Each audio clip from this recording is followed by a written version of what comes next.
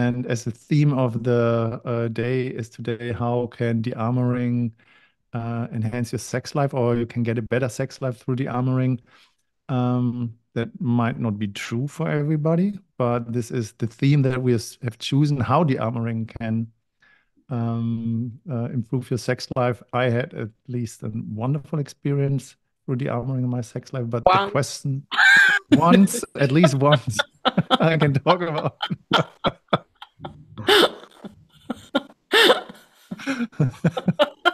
That's enough. If you have a shit sex life, once is enough.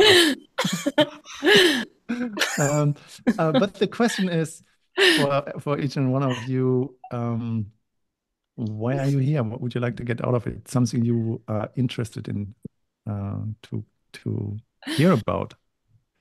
Please write it in the chat.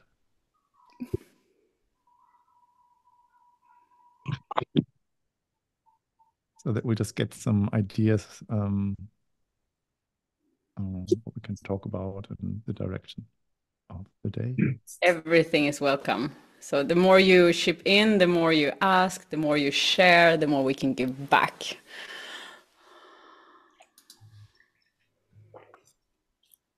So Dan, you're the bouncer, you let people in? Yeah, yeah. Thank you so much. Okay, curious about it's related Not to do the much negative and not too programming. How not to do too much and not too little. Yes, absolutely open to receive, no expectations. Yeah, that's not really gonna do, man. Kim, you're gonna ask a direct question. Come on, give us some meat to chew on. Engage our brains a little bit, like ask questions so we can actually work with something. Maybe that's exactly what she's asking for. Absolutely open to receive, so no expectations. Kim Maybe is that's your me. intention. I'm a man. Yeah. Yeah. We work with the feminine side. I know Dian, but I never joined a Dearmouring group, and to be honest, I thought you are working with sound and vibration today. I didn't Oh no, that was a couple of days ago. A good one. So yes, but now I'm here and I'm very open and happy to hear. I have a nice friend joining me, and if I have to ask some questions, maybe she has some questions. You can write it in the chat box. We don't need to open the mic just yet. Okay. Yeah.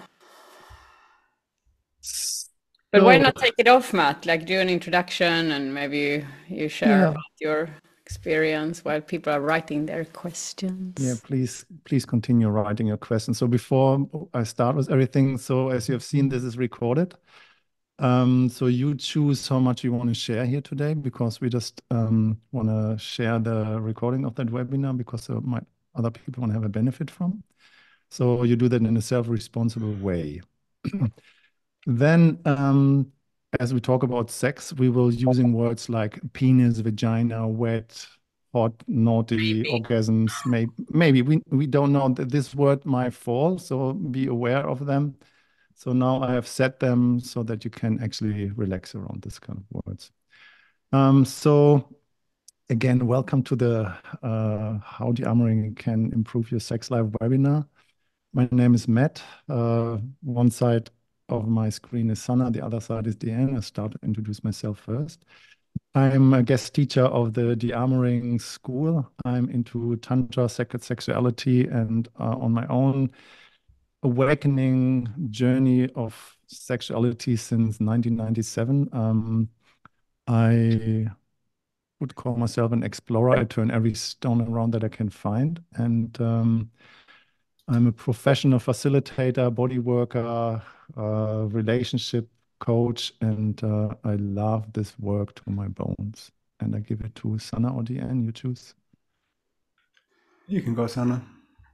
Okay. We have had so many webinars lately, so I feel like a parrot, Hello, everyone.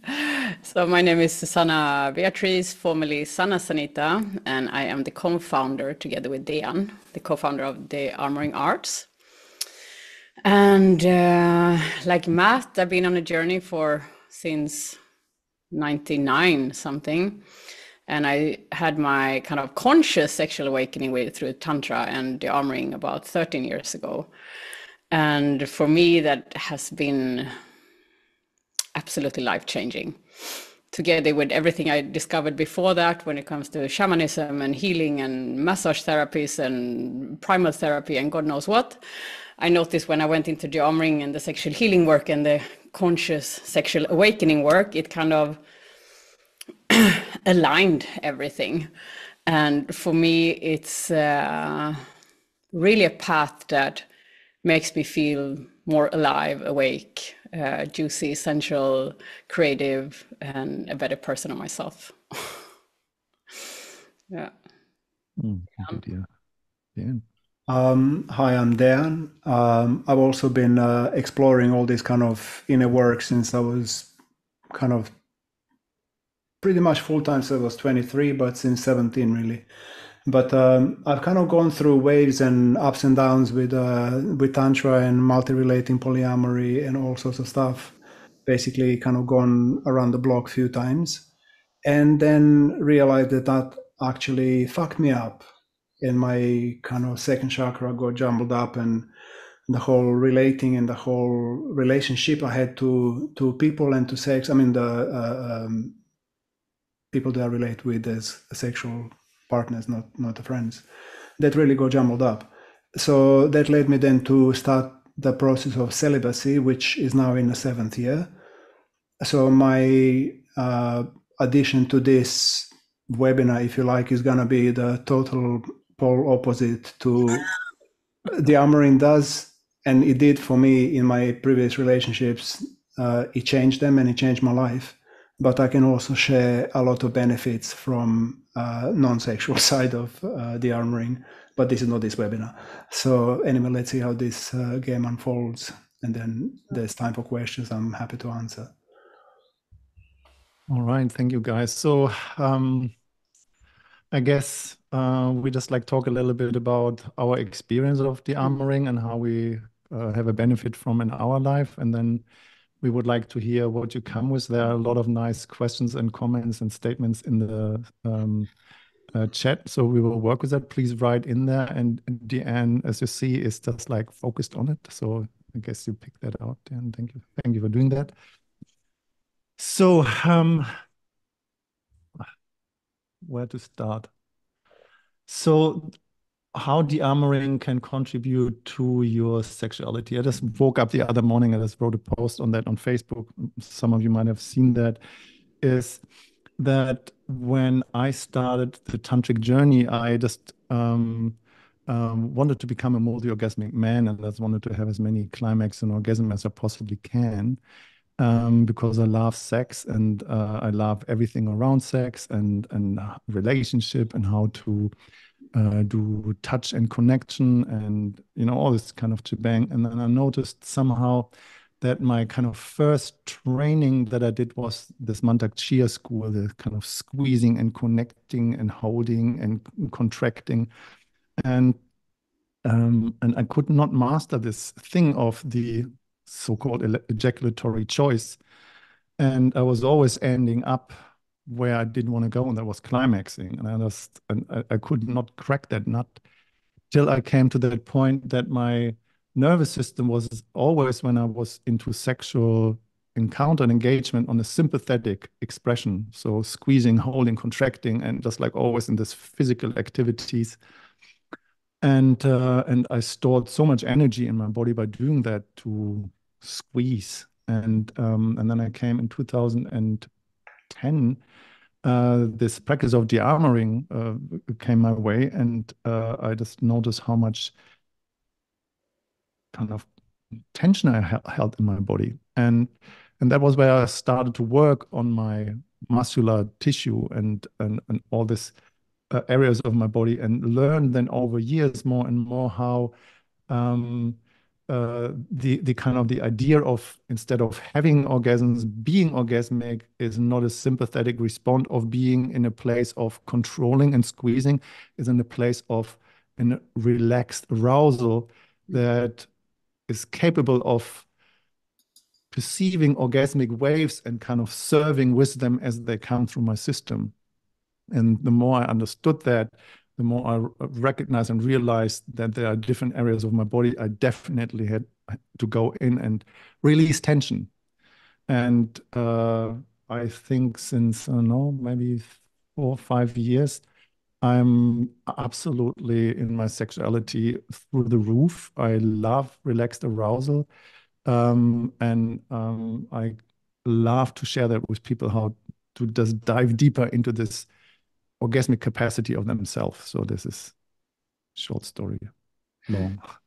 Sana, you want to take it? Oh, well, I was reflecting as you were talking, and my entrance into Dearmouring was also through. First, I got really intrigued about learning how to move sexual energy in my body and through somebody else's body, and that was kind of I want to learn that kind of. And in the beginning, for me, Dearmouring was really about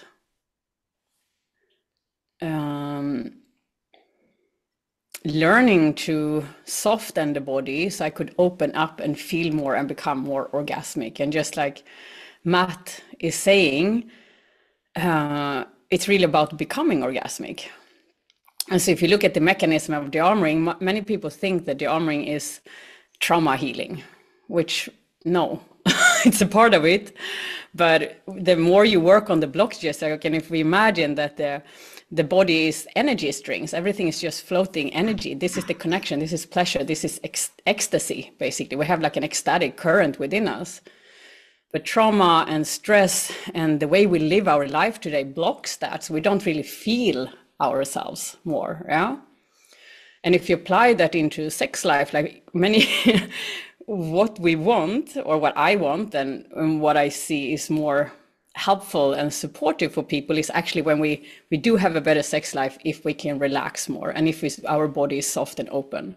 And that means to let go of the fantasy, that means to let go of let going of fantasy about the mind or transactional sex in order to learn to feel ourselves and feel the body more. And this is where Dearmouring is optimal. Is really, really optimal. So I would say anything like Dearmouring, like anything soft in the body, working on the genitals, learning to move energy in the body will support the sex life, yeah, to a better sex life. But most of all, for me, it's actually to come in such deep connection with myself, so I feel that which is greater than myself. It's not about, for me, it's not, it's like I love to work on my body and soften my body so I feel alert, awake, alive, so I can be in connection with spirit. Like this is really the pathway. And if I'm more in tune and alert and connection with this fine vibration within, I just feel more connected. And this is, for me, the path of Dearmouring. It's like I want to be connected to spirit, to God, to alter my experience of being alive, basically. And for me, I'm going to wrap that up to bring that into lovemaking. I mean, this is when lovemaking becomes really epic for me. Yes. Yes. Anything you want to add to that, Ian? Yes. Yeah, I do, yeah. So basically what I'm hearing here is there are two conversations. One conversation is how can Dearmouring in general help you soften your body, which is prerequisite to have a good sex life, because uptight body cannot feel, cannot move, energy cannot go through, you're not conductive. So that's like first level of, if you like, benefit of Dearmouring to sex life is to just even external body Dearmouring, any kind of Dearmouring you receive, limiting belief systems, any kind of Dearmouring you receive and softens the body, that's good. And also fluidifies your energetic body. And then the other part of Dearmouring is actually during lovemaking. So there is two, like there is pre and during, if you like, and after. So pre-care is what those two were talking about, you know, in general, Dearmouring yourself any way you can. It's amazing, not just for your sex life, but also for your general life.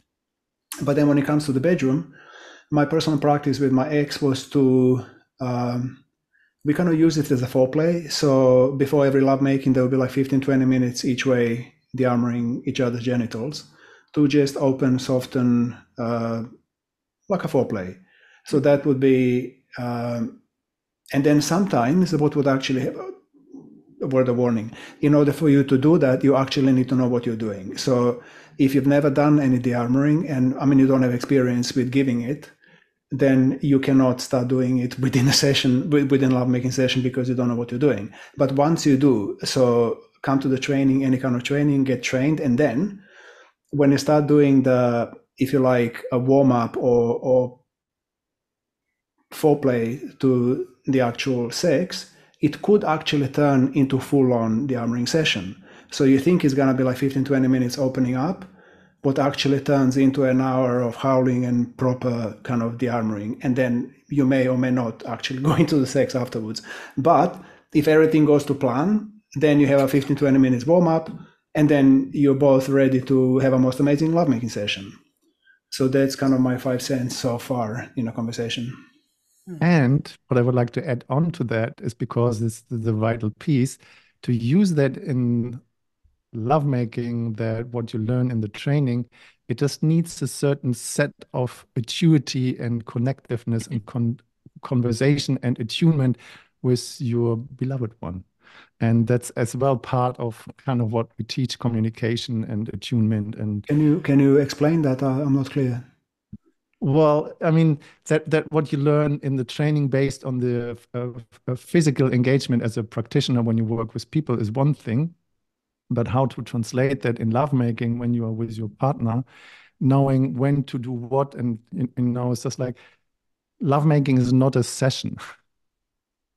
It's not a professional session, and for example, if I'm with my partner, I don't want to work with my partner, and I want my partner to work on me in lovemaking. It's just want to make love. I don't know. I want to wait, back to different. Just let hold your horses. Wait. So this is the funny thing. This is the funny thing in the training, that we have different opinions on different things. Yeah. No, but basically, like how Om and I would do it. It was basically I'm kind of opening her yoni, and then we come to within like just like playful and, you know, juicy opening, and then I touch something and she goes ow, or I feel something and then I just have to deal with it. So then there could be potential tear, there could be scream, there could be like happens, and then deal with that, and that turns back into pleasure afterwards. So this is what I mean about it's not a full-on session like professional now. This is the dearmoring session, but it can happen also with a cock. Sometimes you kind of work with a cock and you touch a point where it's like, oh, this feels so. And then you work on it. So this is also dearmoring within a lovemaking session. So that's what I mean. It's not like strictly professional, I'm detached from you, but it's more like pain pleasure type potentially scenario. Mm-hmm. Yeah. So I feel that if you go into a, for example, myofascia release is a form of dearmoring as well, and this is epic to bring in before lovemaking and during lovemaking. So I tried to introduce that in my last level 3 because it's such an amazing tool to open the body. Yeah, and I feel that if we learn to have such, if two people know how to work with the dearmoring and can work on each other's body without making it like work on each other's bodies, but feeling themselves and feeling the other, it just opens up the intimate connection. It softens. It becomes a circulation of energy that is delicious.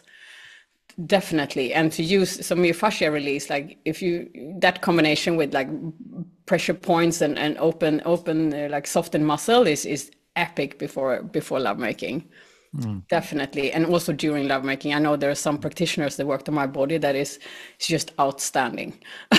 it's just outstanding because it's really much about coming into the body. So that would be like the foreplay dearmoring that will connect more intimacy. Yeah? Instead of being so busy that I'm doing something on you, you do something on me. That looks like breast, cock, pussy, kiss, and then fuck. You know, that's quite boring. So like that's why working with dearmoring and dearmoring ourselves when we come into our own body more. I know I repeat myself, but this is the way. This is the way. Like I meet so many people who want to have an epic sex life, but they're too occupied of technique or what other people look like, and they don't want to learn to feel themselves. And this is the part, like feel yourself, and then you can feel another, and then the meeting can happen. Yeah. And I just had a conversation recently with a woman about that, saying that the womb and the cervix in particular is a portal into the divine, specifically when it comes to lovemaking. And she said as well how much she has suffered in her life through cervical pain when she got penetrated before she was ready. And that this pain in itself, on the most vulnerable part in her sexual experience, has caused a shutdown of her body, and then the lovemaking was over.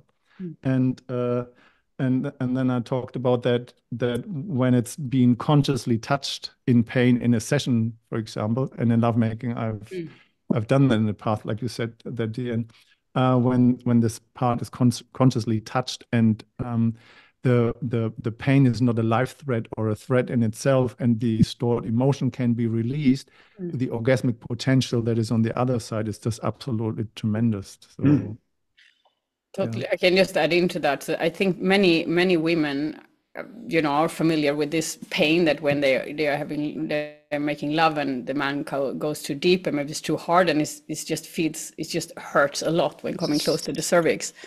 The doctors would say that this is normal, you know. No, this is not normal. When we are de-armored, when a woman is de-armored, she can take quite a lot of like, you can make love hard, you know, without pain. It's actually pleasure. So this is, some of you might know this and some of you might not know this, but like you mentioned, Dean, you can use the cock to de-armor. So if you're making love and you're inside and it's painful, and to communicate that, and it's like, okay, I feel pain. Can you stop that? Can you hold and just be still and just breathe into that pain point, and breathe and be still until it potentially dissolves. Yeah, because that will release the trauma, the physical trauma in itself from earlier, maybe hard pounding or making love when not being ready and so on. And this is why it's such a beautiful dance when two conscious people use that in order to open the bodies more during lovemaking. Yeah. I mean, I feel like we need to maybe quantify what the armoring is a little bit more here, because I had the same thought. Yeah?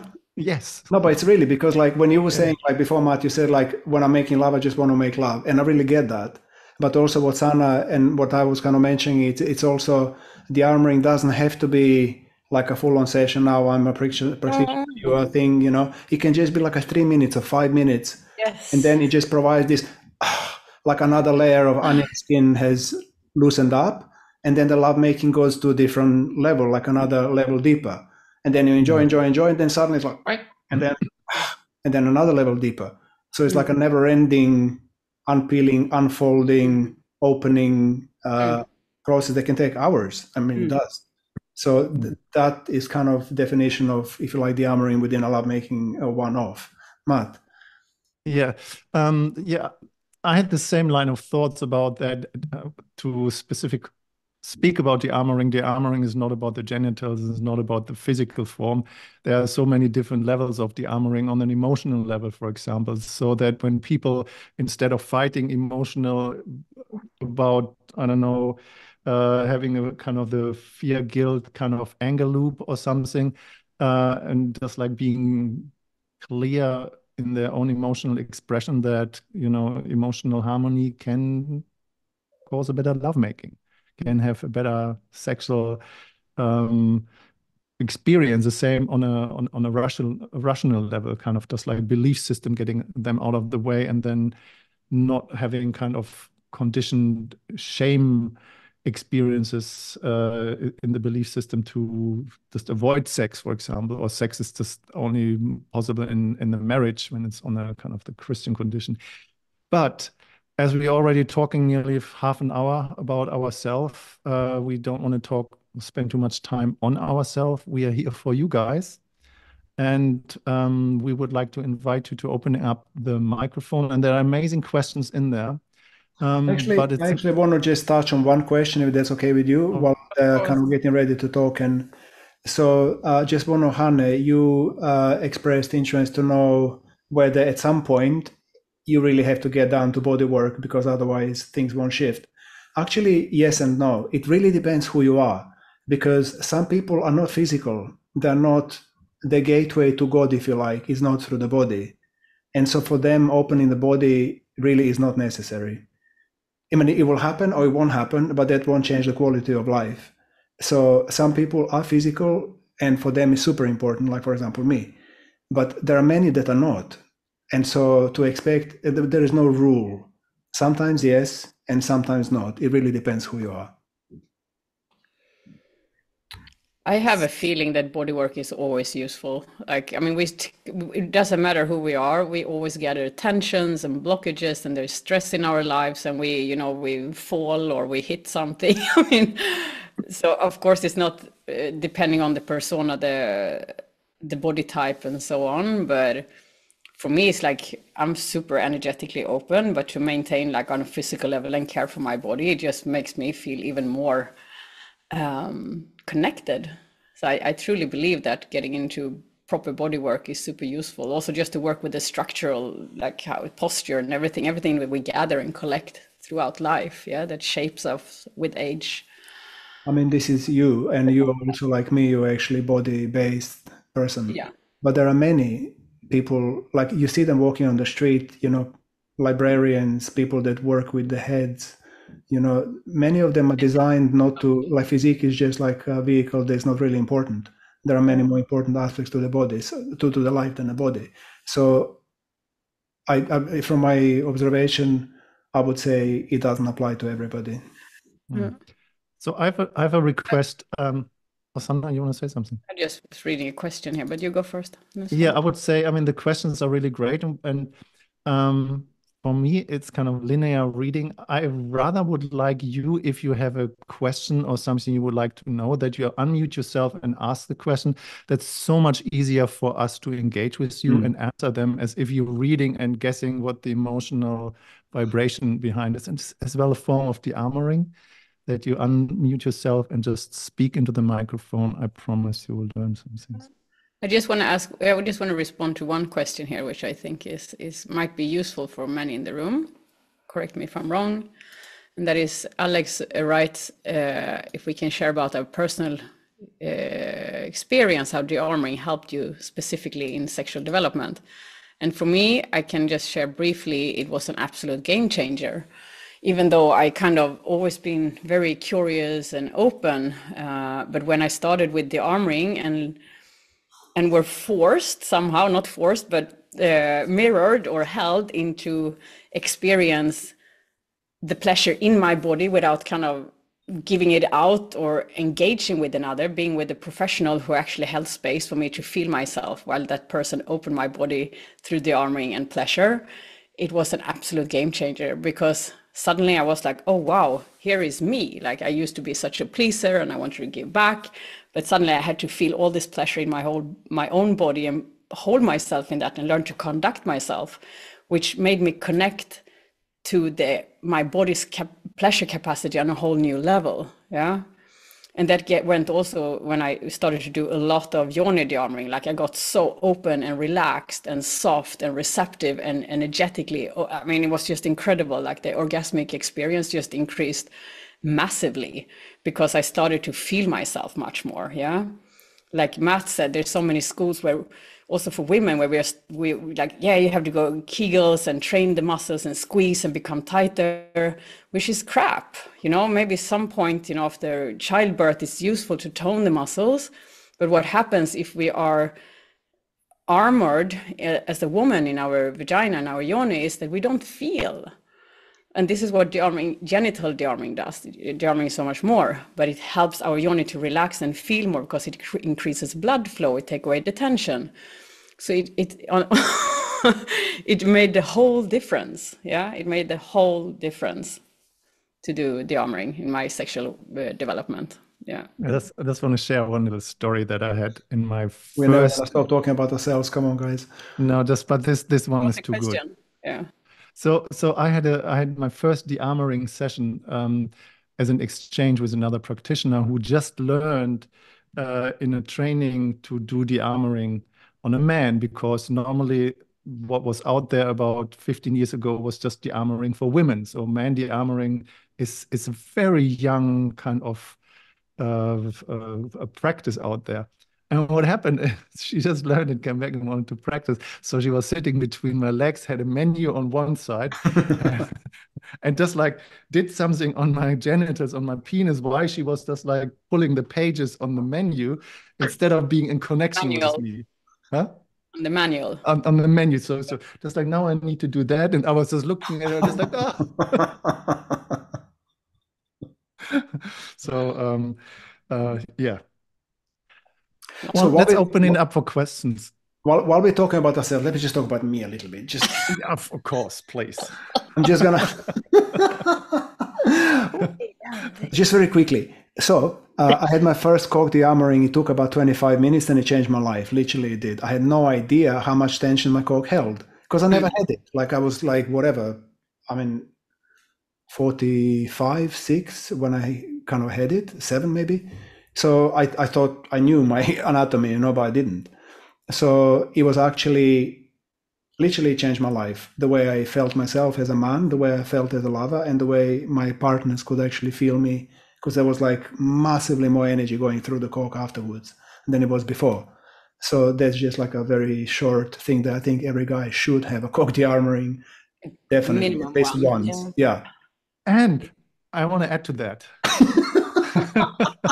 After my cock dearmoring happened, stopped squeezing and clenching my PC muscle and the entire muscles around my sphincter, my cock became kind of radiant and started to operate like an antenna. Seriously. Yeah. Seriously. So yeah. I remember that. Pew, pew, pew, pew. Bing, bing, bing. All right, so dearmor yourself. Please feel free to unmute yourself, ask a question, and we're happy to relate with you. When I hear you two speak, it also reminds me how the importance for men to receive dearmoring, because to go into the receptive mood and understand the value of surrender and receptivity. Talking about anal dearmoring here. Yeah, anal dearmoring, exactly. And also just the receptivity and going to vulnerability, I would say. I mean, many men that I've worked with are not feeling comfortable with being vulnerable, or going into being in a held space. But once men, or many men, allow themselves to do that, there is a deeper heart connection, and that can be supportive also to feel into the partner they are with.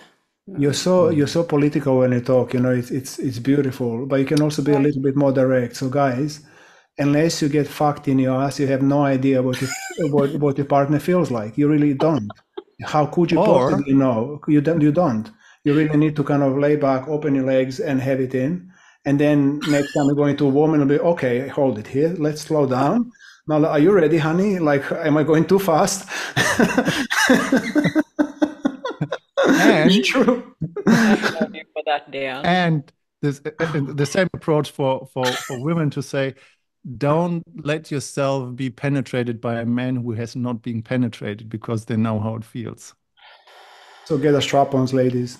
Yes, that's very empowering, actually. And there is a reason actually why, when we in our trainings, we do internal dearmoring both on men and women, and every training, every single time, men go first, because most men, I don't want to be judgmental, but most men don't have an imprint of being penetrated. So it's easier for women to receive second, because by then men already had the experience what it feels like to be lying back with your legs open So then when it's when it's time for women to receive, men are a lot more attuned and a lot more ready to actually offer it. So there is a reason to that madness as well. And there is a day in between. Yeah. No, it's not. There's a day in between when men receive and then women receive. Not in between, but there's men one day and women one day. Yeah, there's a day in between. Yeah. All right, let's have some questions. Okay. So we've fed you a bit. Is there any questions? We're gonna be silent until you ask. I can go first. I'm just like trying to figure out what the question is. I mean, I typed a couple of things. I just shared a little bit of my experience. So thank you for the call first of all. So I just shared a little bit of my experience. Like in 2020, I had like a lot of sexual energy or Kundalini energy or whatever you want to call it rising. A lot of stuff happened. Really heavy sexual trauma got triggered. I opened up to the higher realms. So a lot of things happened simultaneously, and then COVID hit. So it was like a lot. And like a lot of things happened that were like not like within me and my body in this whole shebang that led me to shut down, because I was actually also like through all this energy and all this trauma being triggered in my root chakra, which I think happened for a lot of people in 2020, also to, like, because they're like, that's like the center that holds the fears and the primordial instincts and stuff like that. So for other reasons, that happened to a lot of people, I think. But I also like kind of like had like, was afraid that I would go nuts a little bit, because it was like just a lot. And so I completely shut down, because I didn't have a healthy outlet or a healthy experience with that, because I also really didn't know how to handle that. I didn't have guidance there. I did this all on my own, and I was quite overwhelmed. And so since then, I'm like, like making my way back slowly. And I actually attended the armoring workshops, but they were like more like, how do you say that? Like, not necessarily only the armoring, but like, like mixed techniques. So I had like a taste of that, but I never really had like a de-armoring, like a de-armoring session or anything like that. I just tried to do this for myself somehow, or on my own somehow. So I would really love to hear like whatever comes to your mind when you hear that. Come to a training. Okay. Yeah, good. Yeah. It's super safe. It's like super safe space where you can just really dive into yourself so deep that you won't believe how deep you can go inside yourself, and how much stuff you can uncover and recover and normalize and humanize and just let go of, and just like, like on all levels of your being. It's quite, I mean, when we talk about self-de-armoring, we, all three of us, do a lot of it for years. And there are many things that we can do on our own, but there is also a lot to say to come to the training, which is designed, held, and prepared for just that, to teach you. And then afterwards you can work on yourself and stuff, That would be my 5 cents. Okay, thank you. I feel you say many things. That's my thing. I wonder how much you are in your body. Yeah, that's why I said like added the second part, like with like I was not in my body at all because of all the trauma, because I was like practicing. So if you just pause there for a moment. What happened if you just sink down into your lower belly and relax your pussy towards the chair? You start. Like, I'm grounding. I have to do this consciously a lot. Yeah, but you don't want to go there. So when you go there, you go away. So this is there is the fear of meeting yourself, the stress maybe in the body. It's related to fight and flight mode. I don't feel safe. Exactly. Like being still. Yeah, I feel that. That's okay. Yeah. So first step would be to allow yourself to go to that place. And when you notice this, like go back and just feel your pussy towards the chair and hold your hand on your lower belly. And like a part of self-dearmoring that I could offer you and everybody else in here is that when we feel that tension within the body, if we notice it, sometimes we are so much in a stress response that the body is tense and we go off fast. But to go just take a breath and kind of from the inside feel that tension within the body and just breathe into that. Because then slowly and gently you meet yourself, yeah? And it doesn't need to be wild, it doesn't need to be extreme. It's a very gentle, soft way of just saying, okay, I'm here and I create safety within myself. That is thank you. You're welcome. It's a very, very soft and relaxing and wonderful practice. Yeah, so my 5 cents would be that, and many people have said that similar, that, 11 days of a dearmoring training in that intensity replaced 2 years of therapy. And if you kind of stuck somewhere in your sexuality or stuck somewhere in your belief or your emotional kind of conditioning about anything, that might be a residue of COVID, just like this 11 days, absolutely life-changing. And I see Alex's hand, and please go for it. Thank you, Hanne, for being courageous and raising your hand. Well, basically, I've been treating my cock like it has to function, like talking to it like this, it has to function and you don't come too fast and it has to be erected, like I think that's a big conditioning, and I'm trying to solve it like with like sensual masturbation and like being like really soft. So the idea of dearmoring, like being hard again, like causing pain, is interesting, like for solving something, but it's like opposite to the way I was trying to treat it. But I totally understand what the idea is behind, but maybe I don't really understand, but maybe you can comment a bit on it.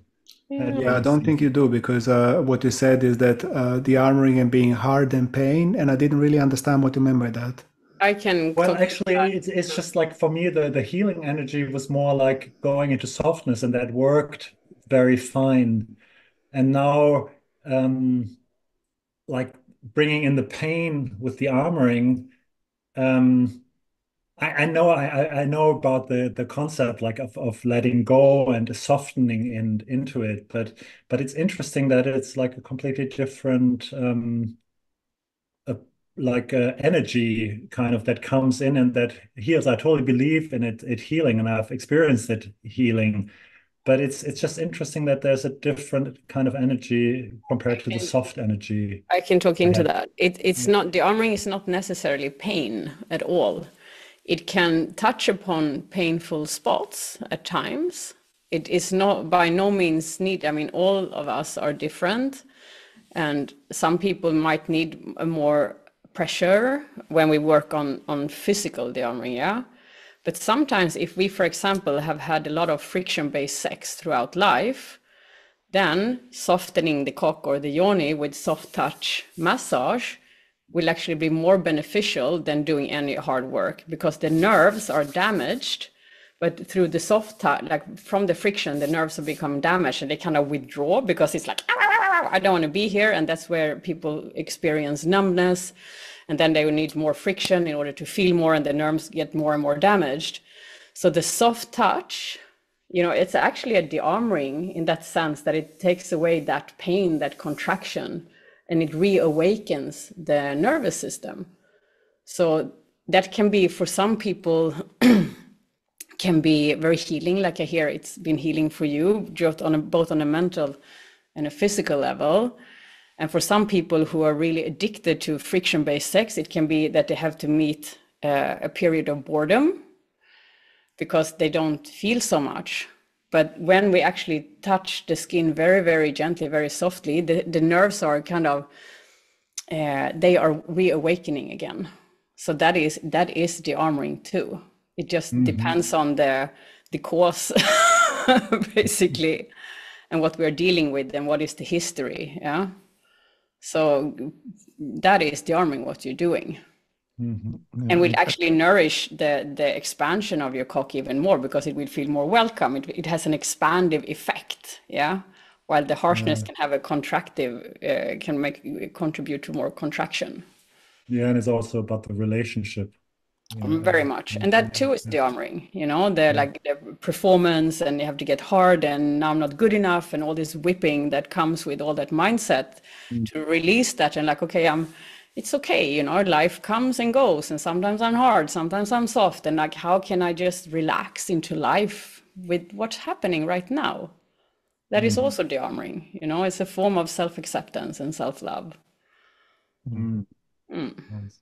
I just copied that, what you said, Sanna. So dearmoring is pretty much based on the individual in the moment. Sometimes you just need it hard and sometimes you need it soft. And this is what we as well do in the training. And I know you're coming to the training, you will just like get the full package.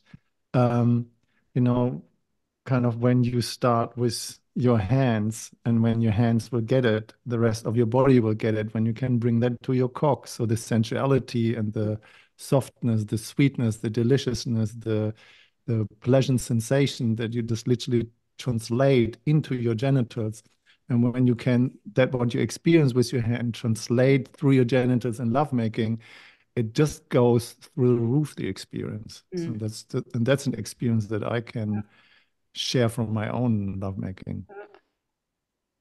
And I would briefly want to add it on when we talk about this kind of soft touch and dearmoring and lovemaking and enhanced sex life, that goes for women as well. Like to have a man who, instead of trying to like rub the yoni and like, oh, I'm gonna do something to her so she gets turned on or horny, to just have this, like, feel her, just touch, feel, be present. There is no goal orientation. It's just feeling. It's just feeling.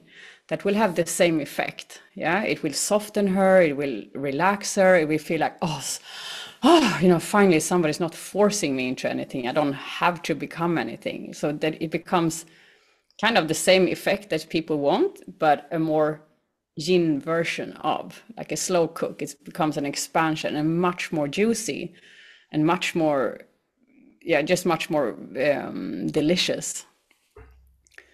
Definitely. And that is also dearmoring, because we soften the tension. Yeah, we invite the yoni to reawaken. Yeah. Do you think, guys, there is a little bit of time to talk into cock dearmoring, actual technique, or do we not go into it? Let's see if there's an interest in the room. Of course, we can talk into it. I have as well a suggestion about a little exercise for a minute. You want to do the hunting? No, a different one. Yeah, not the cleansing. Not the cleansing. No. No. Just a little breathing exercise that you just started with Hannah. Okay, let's do it. It's just a minute. It's very simple, very easy. So what most people have learned is when they inhale, they squeeze their pelvic.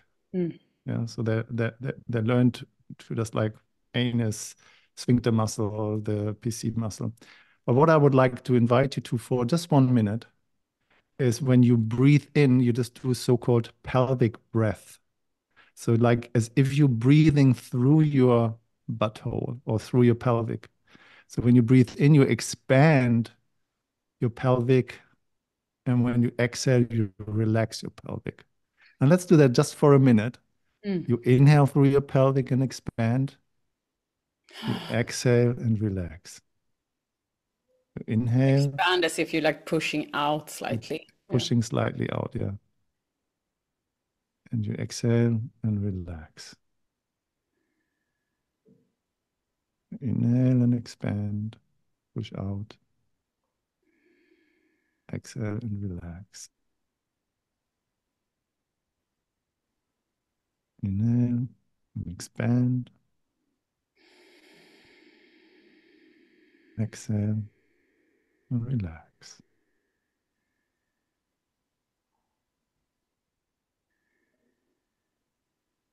And do a few on your own.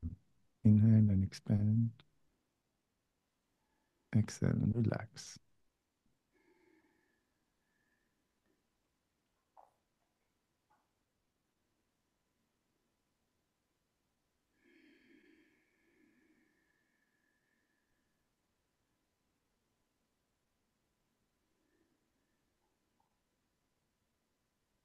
And the last one, inhale and expand. Exhale and relax.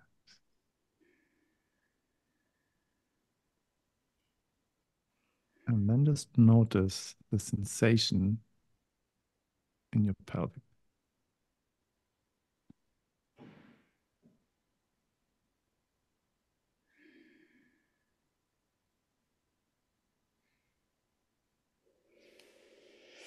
All right, that was my little minute.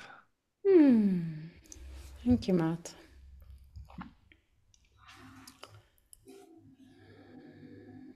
This exercise is amazing to bring into lovemaking. Because if you if you want to expand your orgasmic potential, like most of us getting hungry, we'll make love and we cannot get a greedy pussy or a greedy cock and we want to cleanse and come and so on. If we do the opposite, we actually kind of feel more and we're going to last longer and we can build the energy more. So you can even explore that next time you make love to like, okay, shift the focus, like, okay, how does it feel? Can I push out the energy? Yeah. And stay conscious with that and see what happens. Hey, are there any other questions about anything that is running in your sexuality in your life that you would like to have a look at?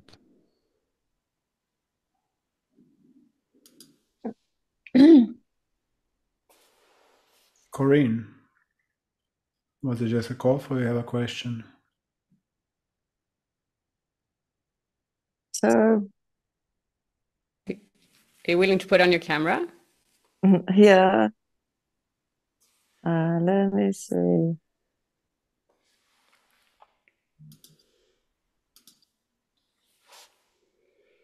I am on the camera now. No. No. No, doesn't work. I'm on my phone, so I have different options. Well, if it doesn't work, that's okay. I know what you look like, so you can just talk. Oh, there we are. Yeah. That's what she looks like. Yeah. That's what I look like. Oh, that's different. Yeah, that's what I look like. Here you are. Thanks Yeah. for turning it on.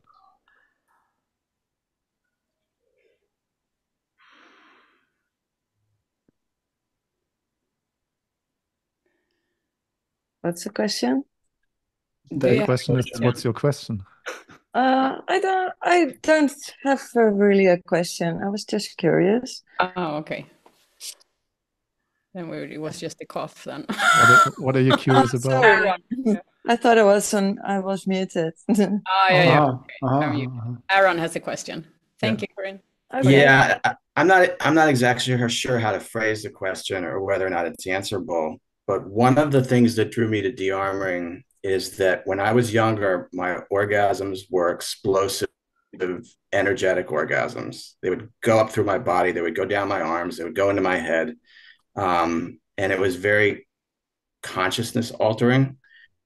And I don't know what happened, but somewhere in my 30s or 40s, something happened that my orgasms became very localized in the genitals. And I have not been able to figure out how to reverse that. I've been doing a lot of dearmoring. I did a tantra massage training for a couple of weeks last year. I've gotten amazing things out of it. I've remembered all kinds of things from my childhood from doing dearmoring, that were repressed in my genitals.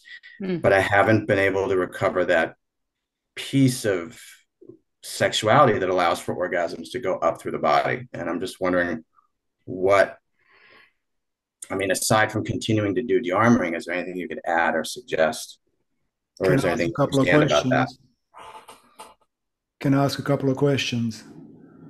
Like, to me, what it sounds like, when you were younger, you were energetically open, and then you started your adult life, and the pressures of life armored you. You succumbed to the pressures of life, and you started tightening up, which is the only reason why energy doesn't run through the body. So the question is, can you identify what actually happened to you?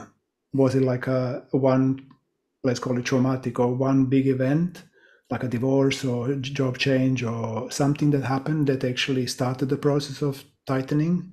Or was it the gradual kind of loss of energy moving through? Mm. Yeah, I don't know the answer to that one. I mean, I know I had a surgery in that area. Which area? It was a perianal surgery. Oh, wow. What happened? Yeah. What happened? I had a perianal fistula, and they had to do surgery. You know, it's like an infection, gets under the skin. They have to, you know, put you under sedation and cut it open, and That's it. pain in that area for a long time. That's it. I've thought that could be part of it, but it may have started before then. It's the problem when too many years go by and then you just sort of lose track of time. Did you ever? Have you had So your I don't armoring know. on that? Yeah, I was Sorry, just Dan. let me talk. Did you ever have the armoring on the actual scar tissue on the perineum?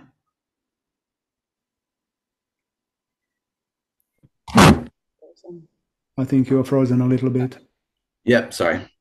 Yep, I Did froze. you have the armoring on a scar tissue of the operation? I've only recently started to do it myself. Yeah. So I would, like, as a first step, I would recommend have a practitioner do it to you, because doing it to yourself is going to be very difficult to lose you, because where you need to go into the emotional dynamic, not conscious, not like not holding space for yourself, so you can actually let go. So it would be easier if a professional was doing it and just gently holding the scar tissue and asking you to breathe into it and to feel, to really pull out everything connected to that experience. So that's one thing. Yeah. And the second thing I would look at is, potentially consequently to the surgery, you started potentially developing ideas, negative belief system, if you like, which contracted the whole sexual thing. Either you felt inadequate or you felt for because you see, the habit takes about only 3 months to build. So if the thing was longer than 3 months, the contraction was longer than 3 months, and you consciously didn't work through it, then it becomes a habit and it becomes a subconscious pattern that runs itself. And so it becomes impossible to consciously break it. So then you need to work on that. So potentially I would kind of look into that as a first cause of, like, deal with that first. Once that's fully solved and all the tears are out and all the thing connected to that thing is out and you feel totally okay with it, then look further deeper. What else happened on your journey through adulthood that had you contract?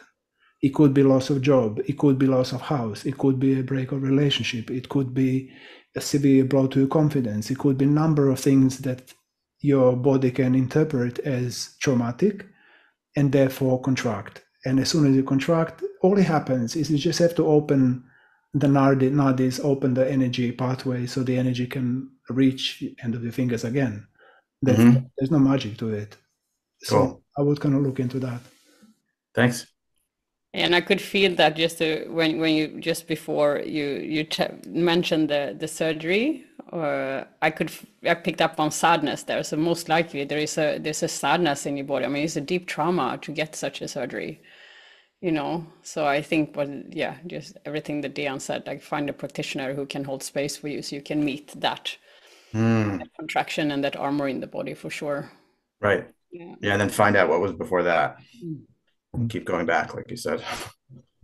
Yeah, thank you. And my approach would be, you know, the orgasmic state that you talked about that you had in your life, experiencing that is literally like a parasympathetic approach. Yeah, so there's no control, there's no holding pattern. You just open, and like Diane said, whatever happened in your life that caused this contraction, Um, I would recommend to go back into this parasympathetic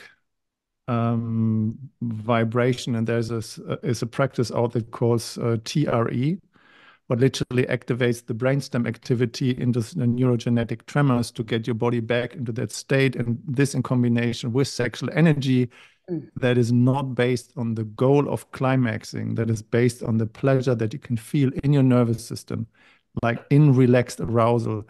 That would be the directive that I would give to tap into. I don't know. Does it resonate? Kind of.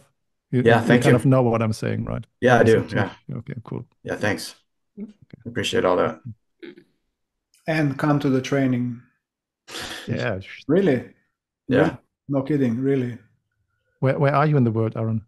I'm in Florida. I'm in the United States. All right. That's a trip around the world. It's just a jump over the pond.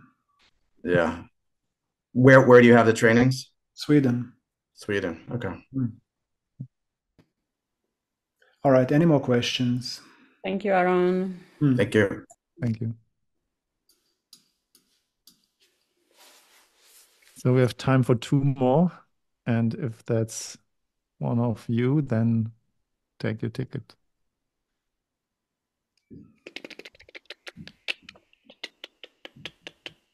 Sophia, you seem to be shifting your position. Is there a question, or you just shifting position? What we could ask, if there's not really burning question, there are a few people who have done the last training in here. If you feel like comfortable unmuting yourself and sharing about your experience, does the Dearmouring training had an impact on your sex life, positive or negative?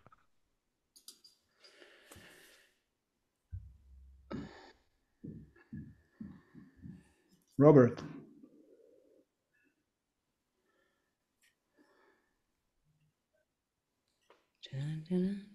Robert, we can't hear you. You're muted. Yeah, I'm unmuted. I was both in the basic training, level 1, and then in the level 3 training in Spain. And a couple of things come to mind where that I would like to share.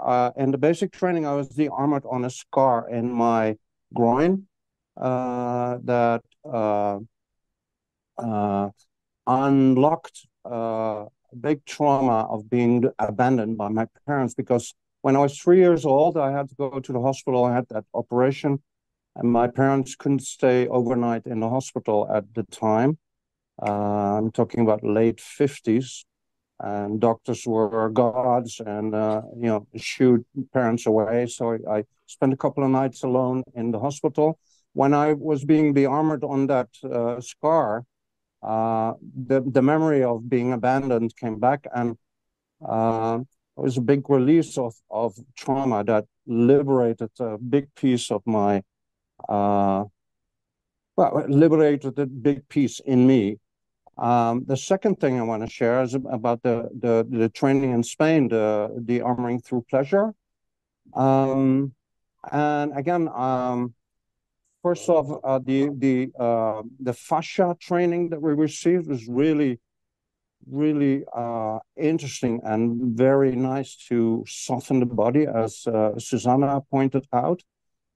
I'll get back to it in a minute, but after in the second half of the training, I was being de-armored by a lady, and she, during the de-armoring, asked if I wanted her to put her hand on my genitals, and I said yes, and she just put her hand on my genitals, and with the other hand, she continued de-armoring my chest, and the touch on my genitals actually was kind of a key to the lock on the anger that I held towards my father, because my father was very strict and talked to me about how I was a bad boy and I had to clean up my act towards my mother and not be a naughty boy and wild boy.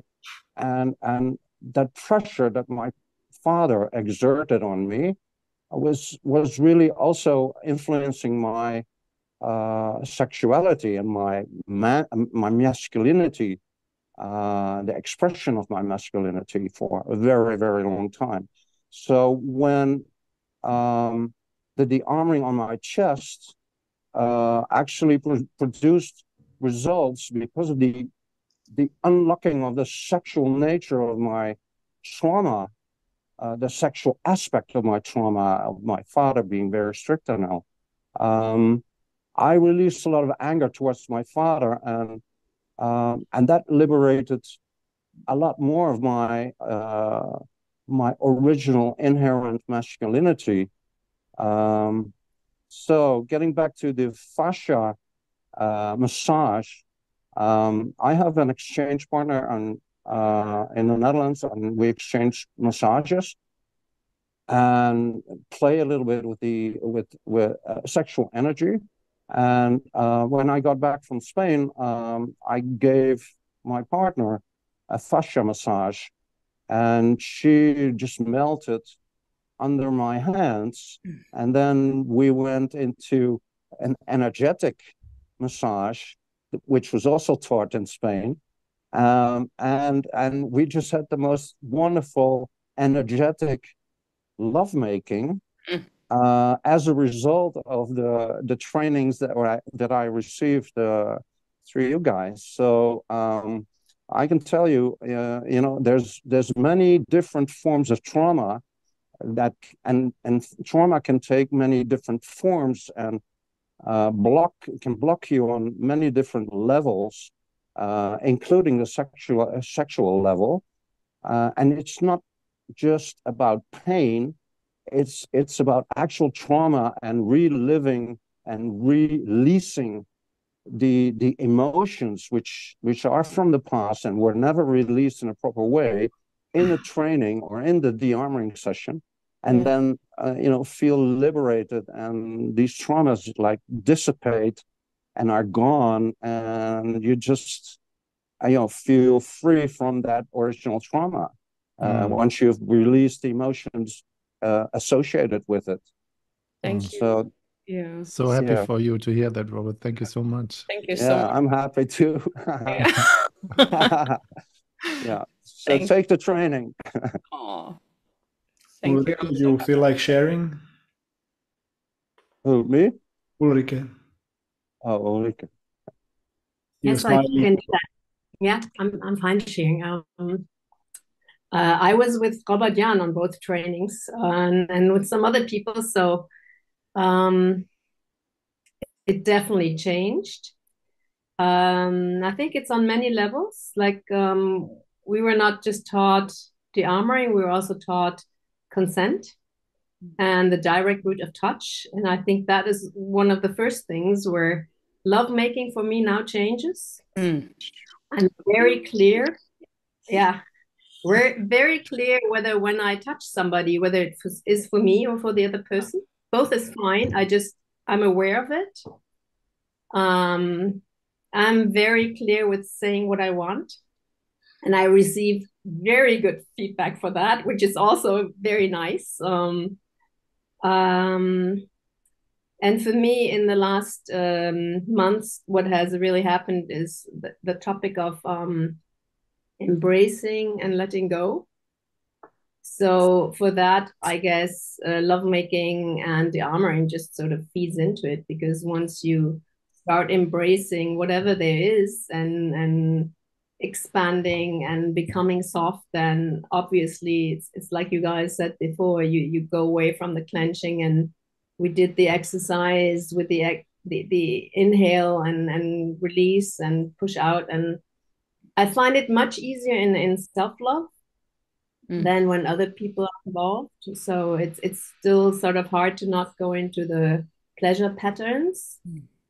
So that definitely it did change a lot. And I also found that like I've been dearmoring a lot of men in training sessions, and I can only tell the guys in here that are thinking about going that the dearmoring does something to your, I don't know if I should say manhood, but it is something about, I always have this thing like dropping into your balls. Yeah. I know you guys, I do that all the time, but I can actually feel it happening when I de-armor people. Yeah. And then they come back and say things like they feel like there's a new operating system downloaded, or they feel that finally they are the man that can take the hand of their inner child. That sort of thing is the feedback that I get. So I can only encourage men to also, face it, and it doesn't necessarily have to be cock de-armoring. Like I've had these experiences even with external de-armoring, like when I have my knee in their root chakra, and and I actually press down on their shoulders, or they have to fight me, and finally have a woman who can hold fighting back, that sort of thing, and then just really come up and be there with their masculinity. So it goes on many levels, and I'm very sure that also changes sexuality afterwards. So that's my 5 cents. Thank you, Ulrika. Thank you so much, Ulrika. Thank you. I just want to give like a little thing while you're in this transition, Ulrika, of learning the expansion during lovemaking or being maybe pleasured by somebody else. If I heard you right, that you're still kind of finding the mind-body connection. You can stay with your yoni kind of pushing out, I guess, as if you inhaling, pushing out, and holding her open. And that can help you to get into that mind-body connection. It will also increase the sensitivity. Yeah. So you can start. I've tried. I just realized that when I'm by myself, I don't lose the focus, and when I'm with other people, I just lose the focus easier because there's so much other stuff going on and so many sensations. You just get distracted. Yeah. Thank you. You're welcome. So we have maybe one more person who want to share from the last training, if there's no other question. And then there was from Arif a request talking about the training, the logistic, how the training goes, days, and so on. Is there anybody? Can I just suggest, if there are no burning questions from the people here, let's talk like a few minutes into the technique of cock de-armoring. I can do it in 1 minute. And then we can talk about the training, because Arif and probably some others want to know about logistics. So let's first see if there is a burning question from the people here. Any question that you have. Now is a good time, because otherwise we're gonna say goodbye very soon. The only time.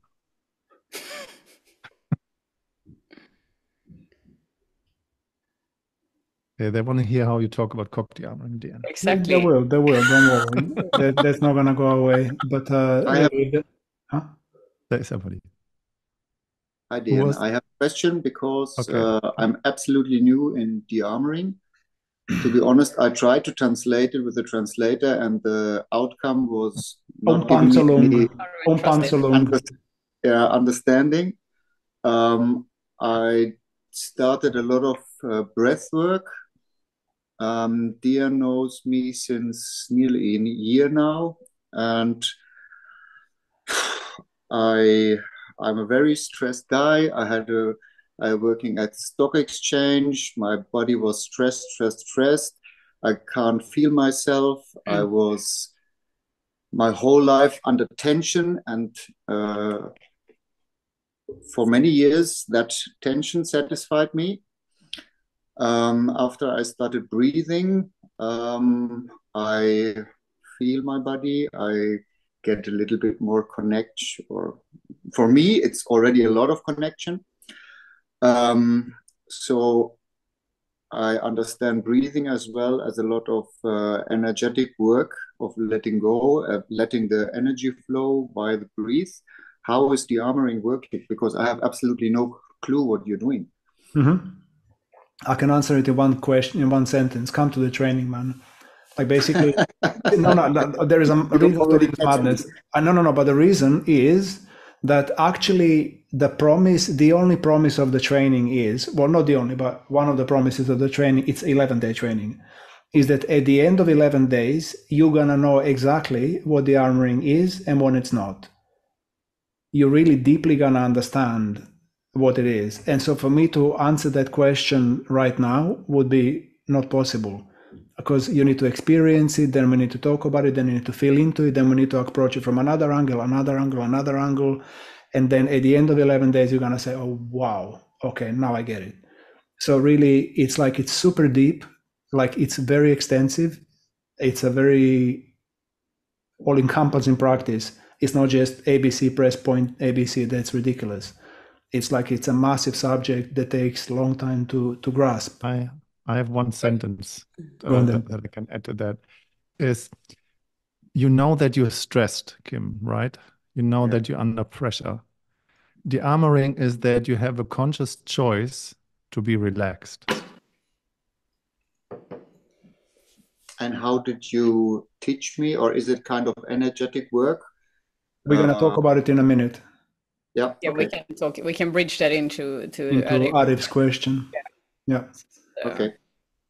All right. Any more questions, or are you all kind of questioned out? No, I guess you can talk about cock dearmoring.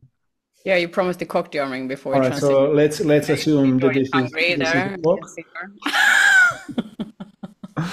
So, like crash course in 2 minutes for cock dearmoring. Basically, a cock is part of the body like any other body part. It has blood vessels going through it. It has many nerves going through it. It has muscles in it. It has fascia in it. It basically, it's just like any other part of the body. So we're treating it exactly. Nancy's coming back. Somebody's doing it. Okay, thank you, Matt. I did it. Yeah. So working on a cock, we treat it exactly the same as any other part of the body, which is, if you imagine massaging your arm, you would kind of feel around, and then, oops, this point here, it's quite sore and tight. And when I press into it, it's like, ooh, okay, this feels like, and then I need to breathe into it. Relax, and then it will soften. Well, the cock is the same. So what you're going to do is, first of all, you're going to massage it a little bit, like you massage your arm before you start working on it, just little bit. So you do the same with the cock. You do the same with the cock. Massage, pull it a little bit, pull it to this side, pull it to that side, until kind of it gets a little bit like, full of blood. It will never be hard, like hard cock. When you start dearmoring a hard cock, it will most normally will go soft. And so then you start pressing. So you start pressing and you squeeze for pretty much as you can, or as much as it feels good.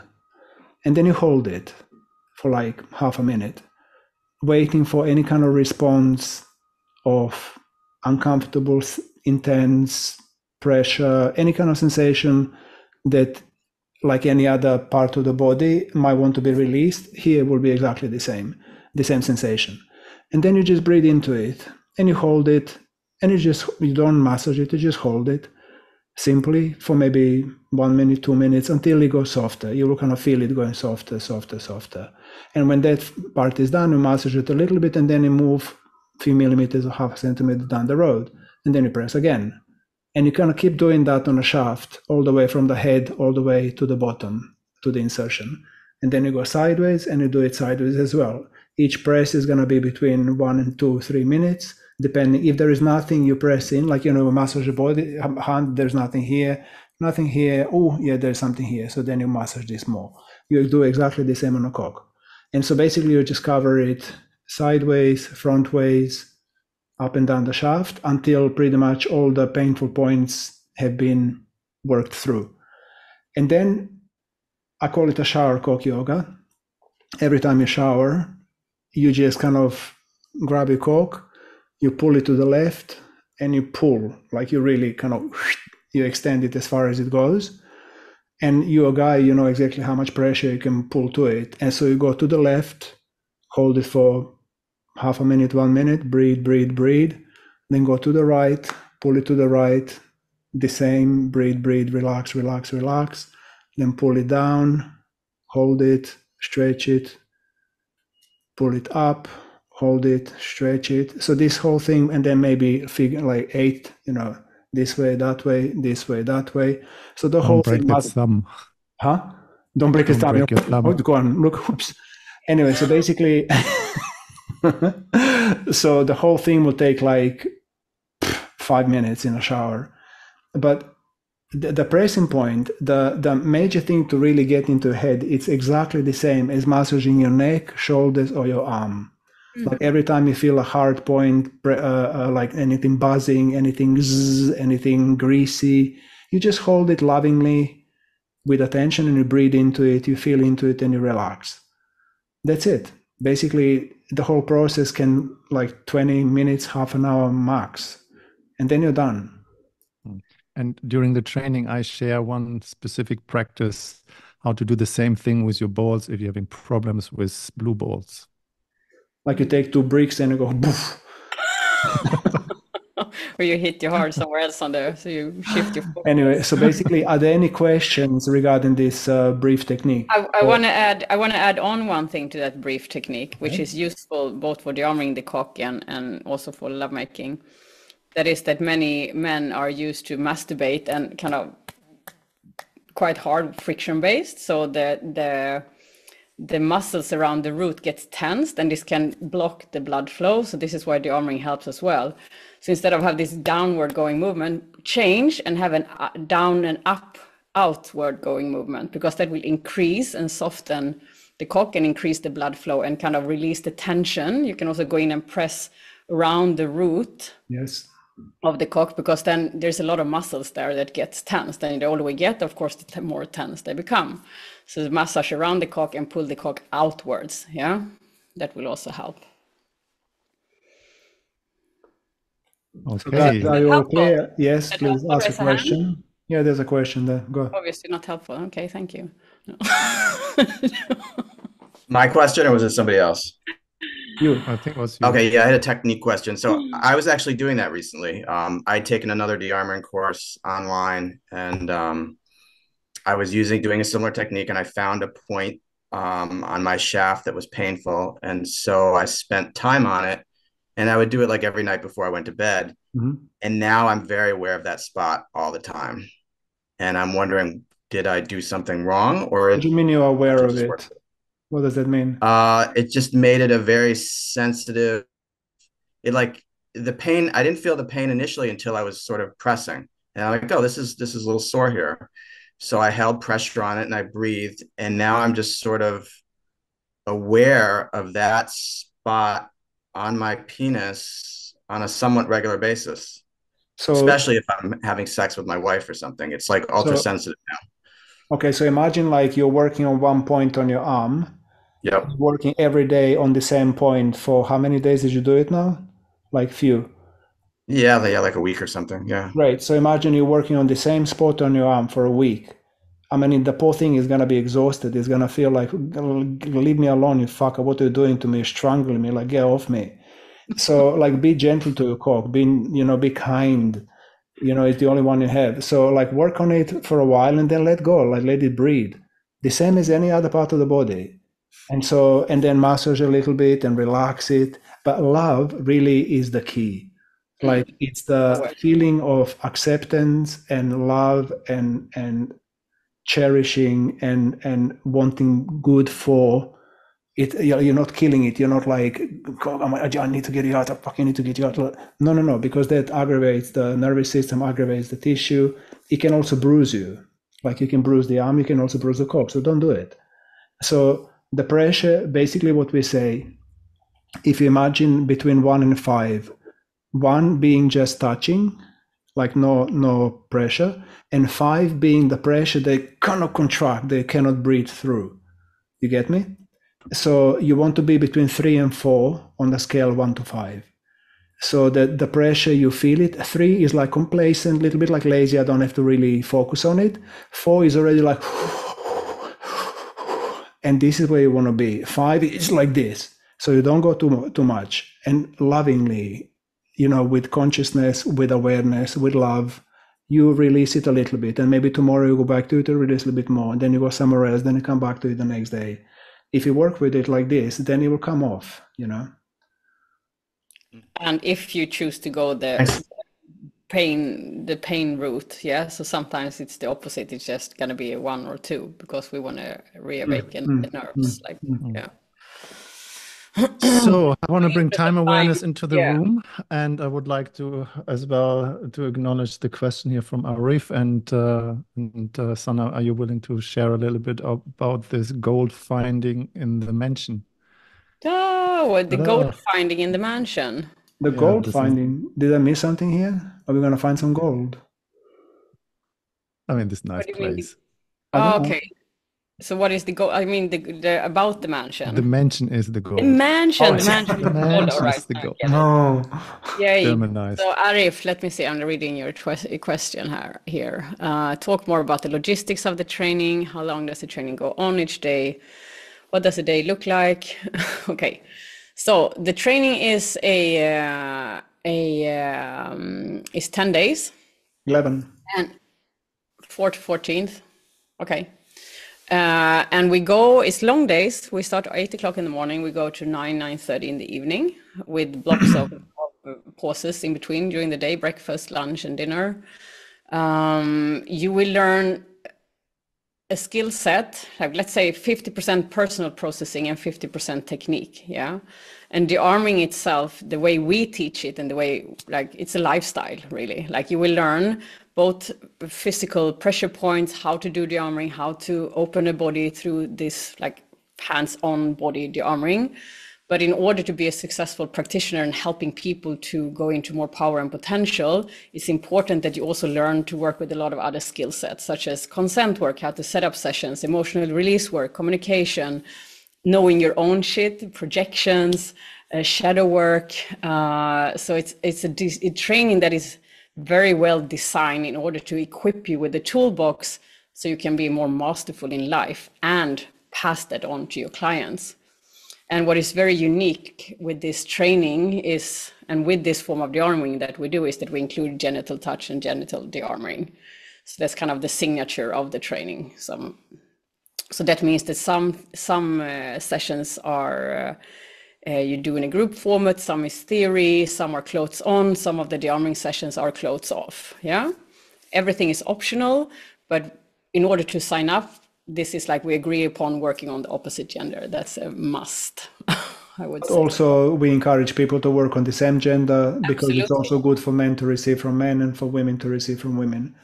The last part of his questions, are we practicing on ourselves only or on others as well? There are practices that you do on your own. There are practices that you do with as a group, and there are practices that you do with a couple. So you lie down and you be a client, and they will be giving, and then you're going to become a practitioner, and then you're going to be a client. So it's like a mix of multi-layered give and receive.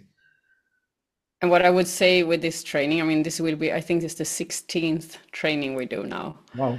And it's a really refined process that we've done and been going through, and the result, or what we see that people come out with, is absolutely, I mean, I feel really proud, actually. I don't, like, I know it can sound ridiculous, like it's our training and of course we like it and so on, but the effect it has on people and the amount of empowerment, like, it's, you know, our style is to bring people into authenticity, really. Like, this is the world I want to live in, where people are in connection with their power and potential. None of us see us as like, we're the teachers and you have to do this. No, we really search for the best in each individual, and it's magic. I would say, yeah, it's really a piece of magic. So we're going to hold it this time in a very beautiful mansion, just 1.5 hours outside Stockholm. So it's very spacious and double and single rooms. And it's not often we see that in this type of centers. So it's a very nice, we have a sauna, yeah, big sauna. And so it's a big mansion from, I don't know how many, a couple of 100 years old or something. So does anybody else have any question about the training, or did we cover all the potential questions that you might have about it? I have something to share for everyone. I will drop a link if you just want to have a call and want to figure out what the training is and you need more information. Please feel free to connect with me, choose a day and time that serves you best, jump on a half an hour kind of just casual a conversation and get your questions answered. Actually, maybe we can also share the Dearmouring Arts website, just if people, because also Sana and I are very open for one-to-one conversation. Okay. If you want to deepen the questions, if you have any kind of personal stuff that you want to discuss, if you want to see if the training is for you or not, or just get in touch. We are very open to talk to you, you know? Definitely. Yeah. Raining. And we are nearly booked out, so there are not many Yeah. places left. So Yeah. just a side thing. Yeah. Okay. We are over time. Yeah. I want to start closing it down, and I would like to say thank you everyone for joining here today. And talking about sexuality and de-armoring is one of my preferred themes to talk about. I appreciate and acknowledge each and one of you spending 90 minutes with us, and I hope you just got something out of it and learned something. And I say thank you from my heart, and I would love to see you at the training if you choose. And I would give it to Sana or Leanne.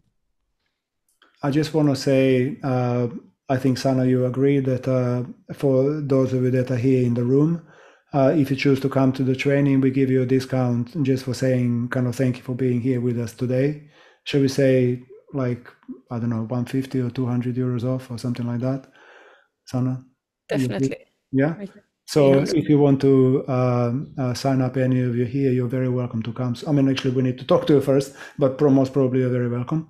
And yeah, just let us know, and we can book a call and discuss it. So thank you for coming, and see you next time. Yeah, also my 5 cents to that. Thank you so much. I was really tired today before this. Like, oh, I don't have more to give. And then as I sit here and just You're full of beans. I feel so much better. So thank you for making my life better. Yeah, thank you for being here, and I hope to see you. Kim, next one is gonna be in autumn. You can find it on dearmoringart.com. I think 4 to 14th November or something like that. I'm not sure. I'm not sure, but we'll find it on the website. Yeah. So yeah, thank you so much. And if any questions arise, just like write it to us, yeah, because we love. Drop I us an speak for email or myself, something. but we love to do this offerings for you. So each kind of offering turns into a new offering because people ask for stuff. So thank you for doing that. Thank you so much. Enjoy your day, and ciao, ciao. Ciao, ciao. Ciao.